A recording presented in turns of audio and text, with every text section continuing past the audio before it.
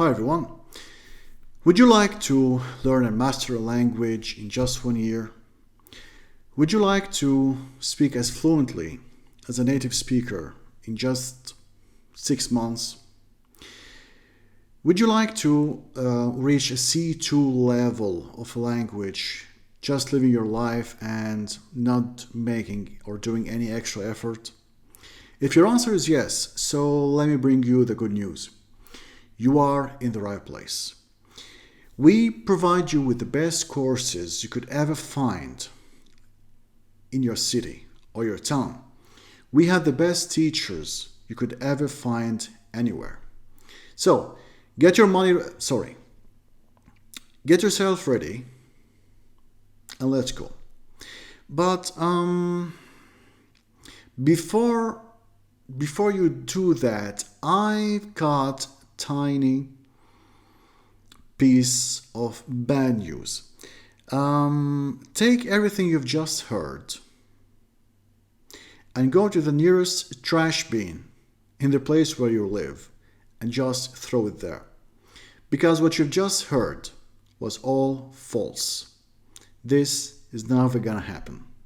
Not in 200 years. In today's video, I'm going to discuss why it's impossible to master a language in a very short period of time, regardless the effort you make. So, let's go back in time to the late 90s and early 2000s. I guess most of us, if not all, would come across almost every bookstore where we could see books about English or any other languages, like Learn English or Master English in 7 days, or Speak English in 2 weeks. And let me just be honest with you. I'm just like most of you. I fell victim to one of these books, and I thought, or I would buy several books, and I thought that after a week or two, the BBC would call me and sign a contract with me to be the heads of their workers, thanks to my perfect, astonishing English.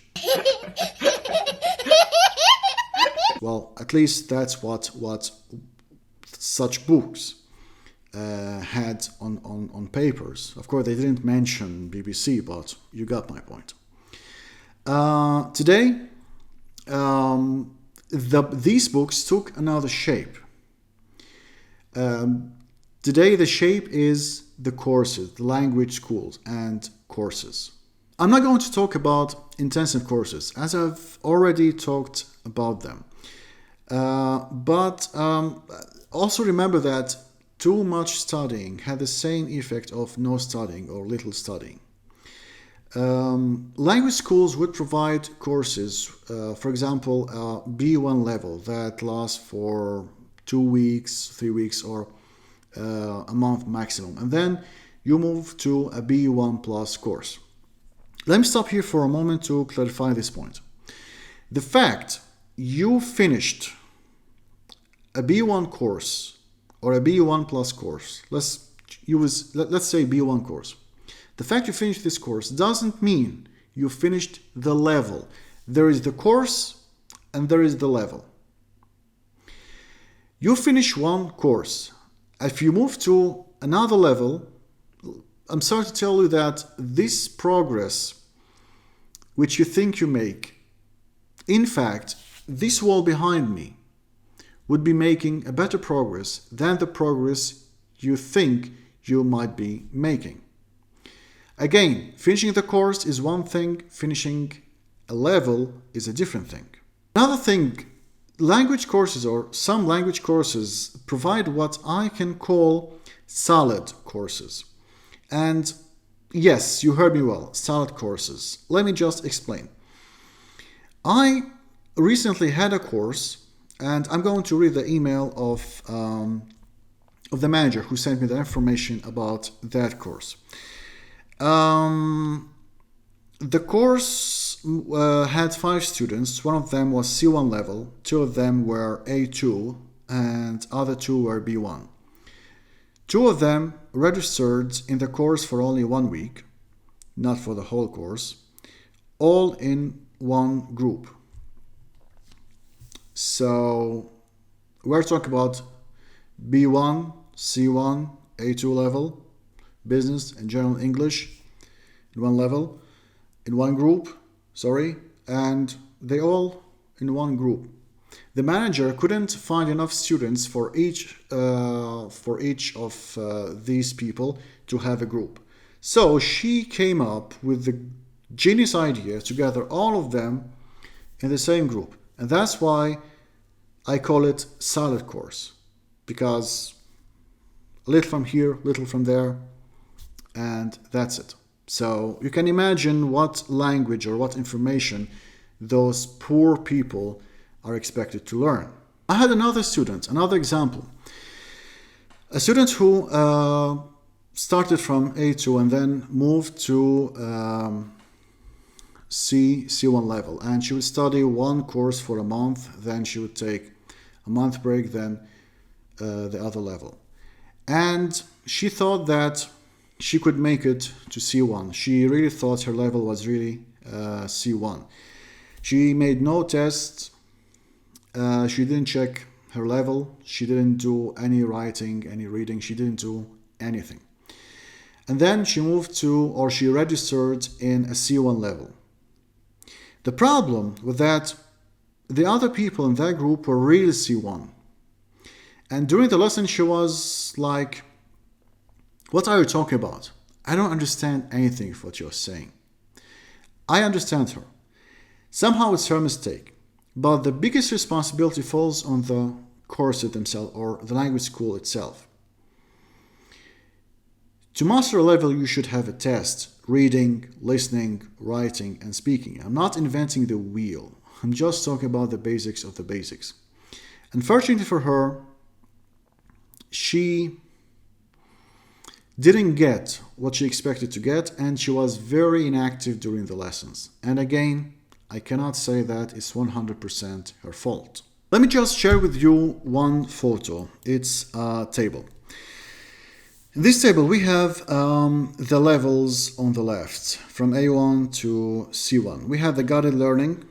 For example, if you start in A1, in order to move to A2, you need between 100 and 150 hours.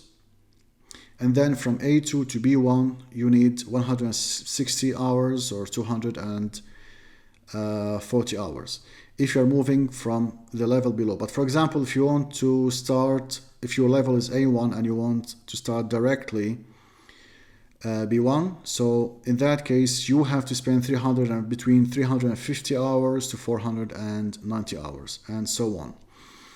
And plus, you also need to spend for example, if you are talking about B2, 1 to 3 hours of self-study at home, doing the homework, doing some extra exercises. So again, doing or working in the classroom alone is not enough. You have to do other things outside, like other exercises outside the lesson hours. So you can see here all of the levels and the necessary hours needed to finish each level if you are moving level by level. And also, if you want to jump and skip some levels, the number of extra exercises or extra hours to spend or to work with until you reach that is our level. Let me clarify one point here. The pre-intermediate level is actually a level that originally did not exist. We have the intermediate level, but the problem is the intermediate level is a very long level. It takes very long time to master this level. And people would feel really depressed when they feel that they are studying the same level for a very long time. So they came up with an idea to divide the intermediate level into pre-intermediate level and then intermediate level. It's for marketing. People would feel that, okay, instead of spending very long time in one level, let's tell the people that actually you are not staying or you're not stuck in this level for very long, but you're actually making great progress because it's a different level. It's a pre-intermediate level. And so when you pass it, okay, you are in intermediate level. And yes, you made a great effort. It's a tremendous achievement. Now you moved from pre-intermediate to intermediate level. And so yeah, people would feel happy. People would feel that they have made huge progress. But actually, they are just moving in the same level. They're not moving from one level to another level. Just let me give you an example. It's like a football match. Every football match has two halves, first half and second half. Actually, it's the same match. So you are not playing two matches. It's only the same match. The same with pre-intermediate and intermediate level. And I think that the pre-advanced is the same, like pre-advanced and advanced level. But I'm not 100% sure, but I'm 100% sure about pre-intermediate and intermediate level. Again, it's a matter of like advertisement or marketing. People love the feeling that they have achieved something, they have made a progress. So let's satisfy this desire of the people and tell them, okay, you passed the pre-intermediate level. Actually, they wouldn't study or they wouldn't feel comfortable when they study for long in the same level.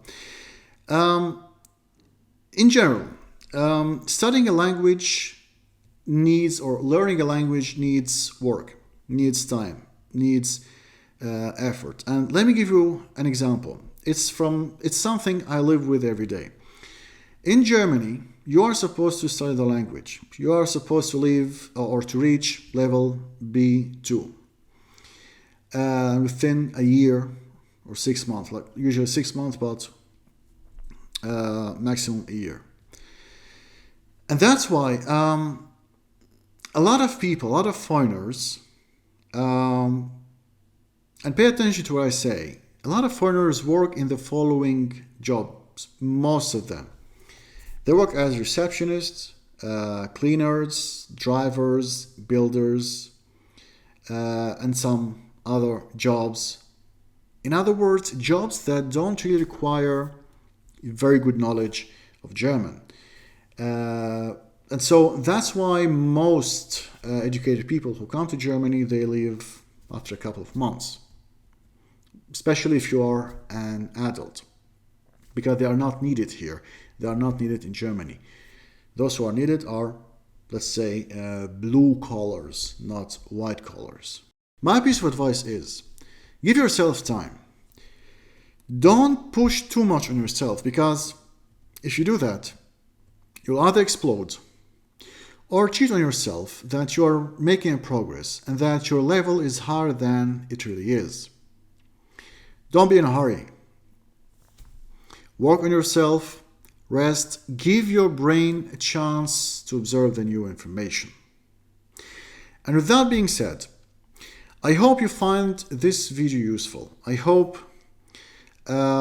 this video can help you find new strategies and better strategies to acquire the necessary skills and the necessary knowledge of the language you are learning.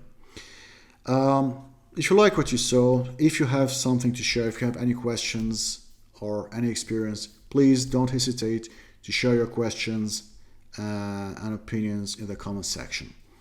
Thank you very much for watching. Thank you very much for reaching here, and see you later.